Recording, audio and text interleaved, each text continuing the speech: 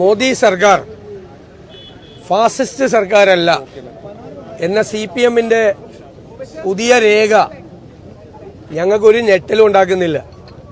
കാരണം കാലങ്ങളായിട്ടുള്ള രഹസ്യബന്ധമാണ് ഇപ്പോൾ അതിലൂടെ പുറത്തായിരിക്കുന്നത്.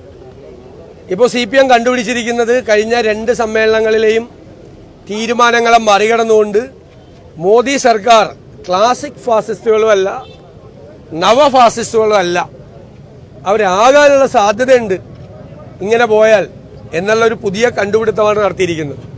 ഞങ്ങൾ പറഞ്ഞല്ലോ, ഫാസിസവുമായി എല്ലാ കാലത്തും കേരളത്തിലെ CPM സന്ധി ചെയ്തിട്ടുണ്ട്, സംഘപരിവാറായിട്ട് സന്ധി ചെയ്തിട്ടുണ്ട്.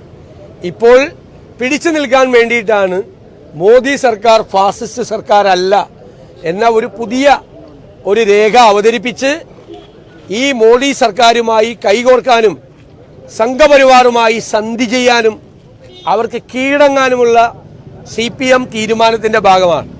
കേരളത്തിലെ പോളിറ്റ് ബ്യൂറോ അംഗങ്ങളാണ് ഇത്തരമൊരു രേഖ ഉണ്ടാക്കാൻ വേണ്ടി നേതൃത്വം കൊടുത്തതും അവരാണ് ഈ സംഘപരിവാർ ബാന്ധവം ആഗ്രഹിക്കുന്നതും.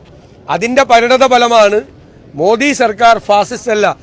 ഈ ഇടതുപക്ഷ മുന്നണിയിൽ തന്നെ പെട്ട CPI അതിശക്തമായി പറയുന്നു ഇവർ ഫാസിസ്റ്റ് സർക്കാരാണ്.